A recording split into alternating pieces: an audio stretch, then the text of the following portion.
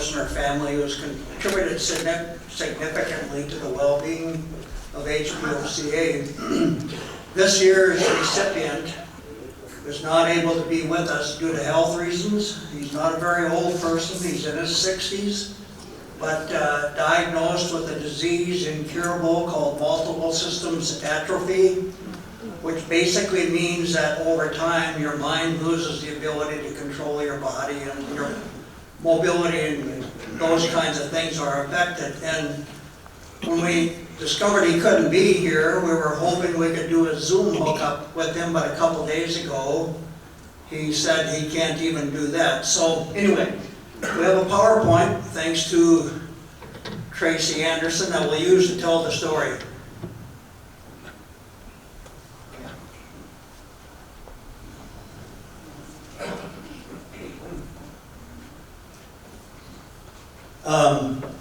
So this year's recipient is Wayne Wiltse from Charles City. Wayne is a lifelong collector, historian, and HPOCA member. He's a third generation Oliver family person.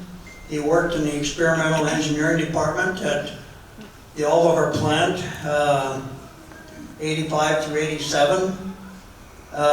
His grandparents, great uncles, cousins, a lot of his family worked at Hart Parr Oliver, and all of this inspired a lifelong passion for Oliver. He was very involved in the founding of HPOCA in 1989 at age 25. Played a key role in forming HPOCA. He served as the first president and has helped preserve Oliver's legacy, which we'll show more on that later. Here was the first HPOCA board, and Wayne is the guy on the right. And those other three people, are any of you here by any chance? Jim Yametz, Ken Johnson, and Mike Hodup? I don't know them, but what strikes me there is how young they are. I don't know what's happened, but anyway, that was our beginnings, and Wayne was a driving force. Here is a picture of Wayne at one of the early HPOCA meetings with Sam White Jr. Sam White was, in my opinion, maybe the best president Oliver ever had during the 1960s. I call that the golden years, when they had a complete product line, they had this massive growing old program and a lot of momentum in the marketplace. And then things started to happen, and he got the mistreatment of what they call an up and out promotion, which I won't get into, but he disappeared when the merger stuff happened. It was unfortunate. And then the next other picture in the lower right is Wayne with John Culbertson. And a lot of you know about John Culbertson, but he wrote the Tractor Builder magazine, worked for Oliver all of his life. He worked there till the factory closed, and he was primarily responsible for human resources. Wayne had a lot to do with working with Mary Ann Townsend and recovering all of her artifacts from the Adco storage cave, or whatever they call it. Jack, you've been in there, haven't you? Yep, I have. Anyway, they somehow got in, were able to retrieve some archives. He also was involved in locating the XO 121. And it's kind of interesting how things of value oftentimes have to go through a valley of death before we realize they're worth something and bring them back. And that's what happened at XO 121. It ended up with a living history farms, and they used it as a people mover. And they probably didn't know it needed high octane fuel, and kind of ruined the tractor, went into disrepair. It was under a bunch of hay bales. Some professor at Iowa State University knew about it and told Wayne, and he proceeded to work with Mary Ann to get it out of there. They stored it in their garage for a while till they were able to restore it. There's a newspaper article about that experience. Of course, many of you have seen the tractor. The one at the show here is a replica of the original. So Wayne, still as he is able, continues to collect all of our memorabilia. Many of these items now are at Matt Clark's place in Eldora, Iowa. If you haven't been there, it's a very worthwhile stop. And his whole purpose is to just make sure that future generations can continue to realize the Oliver story. This is a little video that Tracy took recently at Matt's place. And many of these things here are items that Wayne has placed there. I'm going to stop at a couple of them.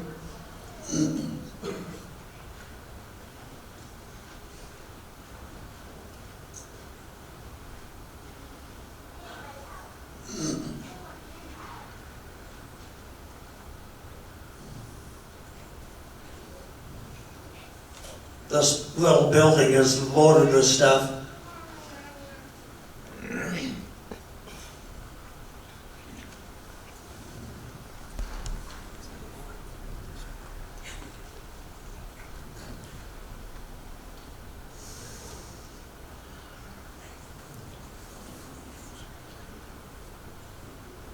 This right here I thought was a great little emblem. You can see it's got Herb Morrell's signature, Sam White Jr., Dutch Zandenberger, something like that, and then John Culbertson, so stalwarts of Oliver's history.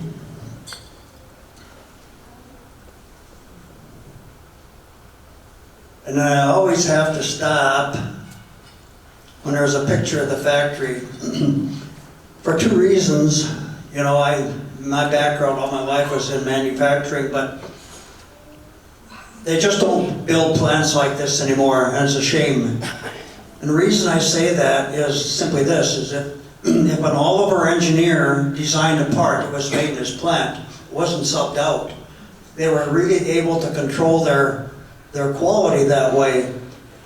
And the second thing is, way back here somewhere, there was that test track, and that was state-of-the-art too, designed to duplicate the test track at the University of Nebraska. And I guess the test track is still back there in the trees somewhere. I haven't had a chance to go back there. I'd like to, because when I worked for the company, I spent time there. But anyway, that was a tremendous facility, and it's a shame it's gone. So then Wayne like I said, teamed with Mary Ann Townsend at the Floyd County Museum, worked on the archives and the history of Oliver. And one of the things that he put together from all this information, he's accumulated what I call the Oliver product family tree. And Tracy has that on display at the show here by the HPOCA booth. It's about a 6-foot square, maybe, white piece of paper with all of the product lines that have been merged into Oliver. Very interesting thing, and I'm telling you, it took him a lot of time to put that together.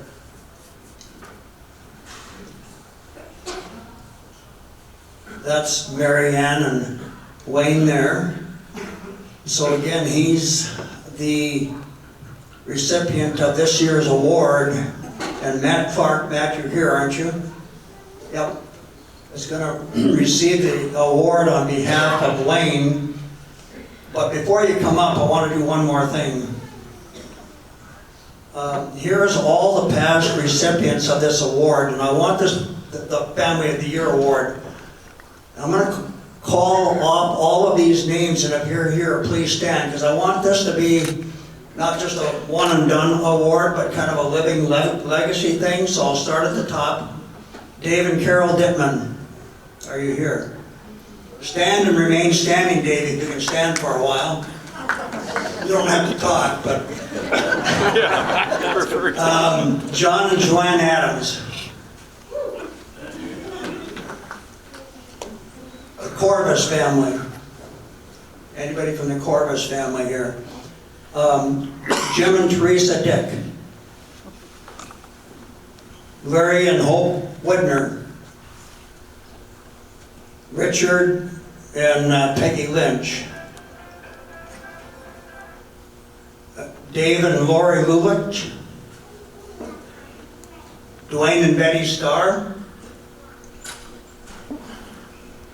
Lyle and Helen Dumont, I don't think they're here. Larry and Sandy Harson, Jack and Niall Hobbs.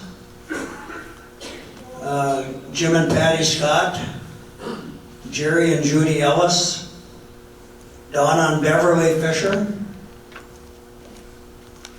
Or Donnie and Beverly. Blaine and Christine Bolt. Lee and Shirley Smith. Bill and Margaret Gamble. I'm sure as we get down the line here, a lot of them won't be, but Grant and Marie Edie or whatever. Mary Ann Townsend's no longer living. Kenny Grimm family. Anybody? Larry Gay is deceased. Dave Pruce or whatever. Bill and Kay Meeker. Jerry and Patty Lee. Landis Zimmerman. Doug Strausser, Robert Tallman, I'm sure a lot of these are deceased at this point in time. Bill Bechtold, and Leroy Lucy. What's that? Bill Bechtol's son. Lucy, yeah, Lucy.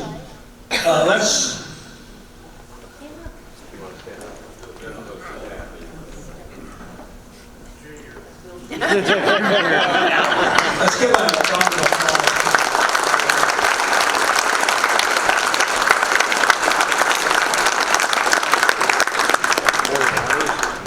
All right, Matt.